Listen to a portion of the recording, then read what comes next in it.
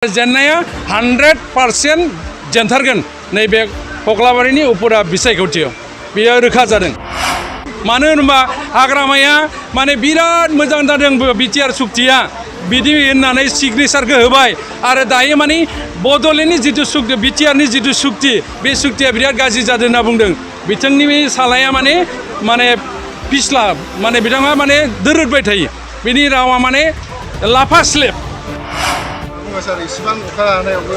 खुलुमबाय, जोबोद गोजोननाय मोनदों जिहेतु गलागांव बिसिडिसिनि इनचार्ज महरै जोंखौ माने बेवहाय दायित्व होदों मानगोनां माने बिटिआरनि इएम उइलसन हासदा दाङ'रिया आरो आंखौ हिसाबै जोंनि जितु दिनैनि जितु गेदारिं जितु प्रग्राम बे प्रग्रामनि जितु नुथाय माने चिफ सार फैनायनि रादाबखौ मोननानै आरो मन्त्रि फैनायनि रादाबखौ मोननानै माने गलागांव बिसिडिसिनि सिङाव थानाय आइ आफा रायजो राजा अन्य जनगोष्ठीनिबो गासैबो ज' जानानै माने गोबारै अखा हानानै हाबाय थादोंब्लाबो बिथांमोना थोबसेबो लोरिनो नागिराखै आरो बिथांमोना जिहेतु चिफ सारनि जितु बिबुंथि बे बिबुंथिखौनो नेनानै दङमोन आरो दासिमबो मिटिङा जोबलांबाय माने बिथांखौ थाङै समावलागै थानायखौ जों नुनो मोन्दों। हिसाबै इउपिपिएल आरो बिजेपि आरो जिएसपिनि जितु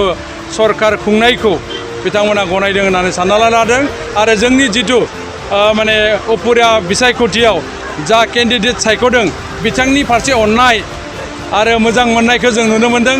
बेनिखायनो जिहेतु बिथांनि जानानै मिटिंखौ माने खोनासंनो फैदों हिसाबै दिनै जों खमैबो 6,000निबो बांसिन नैबे गलागांव बिसिडिसियाव मोनगोन होननानै आसा खालामदों। नोंथाङा बेयाव इनचार्ज महरै मोनदों, बेसेबांसो आखाबादि? बेयाव खमैबो जोङो 6,000नि माने जखनै जों मोननो हागौ भट। हाग्रामा महिलारि बिथाङा गोबां चर्चानि गेजेराव बुंगासिनो बिथाङाबो देरहानायनि बिराद आसा खालामगासिनो, मा बुङो बेनि सायाव? देरहानायखौथ' बिथांमोना ओरैनो बुंबाय दे पलिटिकेल डायलग। बिथांमोननि मावखान्थिखौ मोजां मोनैनि थाखाय 17 जन माने एमसिएलए मोननानैबो बिथांमोना बाहागो लाजादिया सरकार दानायाव बेनो बिथांमोननि मावखान्थिफोरा गाज्रि जादों। जेरैबायदि 3,000 कौटि थाखा बिथांमोना धार खालामना गालांबाय। सेन्ट्रेल सेलेक्सन बर्ड CSB बे बर्डखौबो केस फोनांना गालांबाय। दिनै फुंबिलि होननाय जायगायाव माने हाबदान माने स्पेसियेल माने प्राइम मिनिस्टारनि जितु दलं लुनाय बे नैबे गलागांवनि सिङाव आदुरा जानानै दङ। बेबादि अनेक जायगायावनो बेबादि माने पेकेज थानाय जिनिसखौनो बिथांमोना आदुरा खालामना गालांदों।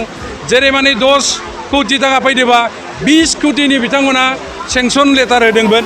बेनिखायनो दिनै माने 3,000 कौटि दाहार जादों आरो हिसाबै बेखौ मिथिनानैनो माने आसामनि मानाव गेदेर हेमन्त बिश्वकर्मा सार माने चिफ मिनिस्टार बिथाङा बिटिआर सरकार दानायाव बाहागो लायाखै आरो बेनो बिथांमोननि लाजिनांथाव। आरो जेन्नाया बिटिआर सरकार दानायाव बाहागो लायाखै आरो बेनो बिथांमोननि लाजिनांथाव। आरो जेन्नाया 100% जेनथारगोन नैबे कक्लाबारिनि उपुरा बिसायख'थियाव बेयो रोखा जादों।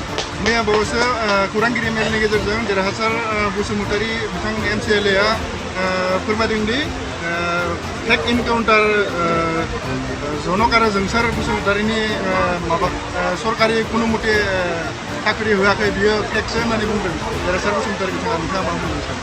सरकारि माने आयेन आरो एक्टनि गेजेरजों संबिधाननि नीति नेमनि गेजेरजों सरकाराव जि प्रट'कल दङ बे प्रट'कल हिसाबै एपइन्टमेन्टआ जादों। बिथांमोना नंखाय होनना बुंबा मा जानो?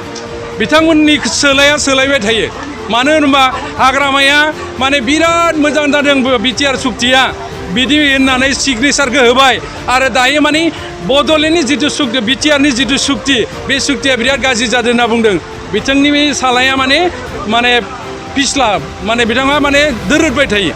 बिनि रावा माने लाफा स्लेब। बिथांखौ बुंनांगोन लाफा स्लेब होननानै। थिग बेबायदिनो देरहासार बसुमतारीयानोबो माने हाग्रामा सारनि खरै थांफानो नागिरदों। बेथ' माने सैथोथि दङ। माने एपइन्टमेन्ट मा रखम 2 नम्बरि खालामदोंबा माने CSB जाय दादोंमोन हाग्रामानि आमोलाव बिथांमोननिया 2 नम्बरि जानायखायनो दिनै केस नांदों सेन्ट्रेल सेलेक्सन बर्डआ। बेनो रोखाथि। जोबनायाव रायजो राजाफोरखौ बे नोंथांनि इनचार्ज सोलिबाय थानाय बे गलागांव बिसिडिसिनि रायजो राजाफोरखौ नोंथाङा मा खावलायो?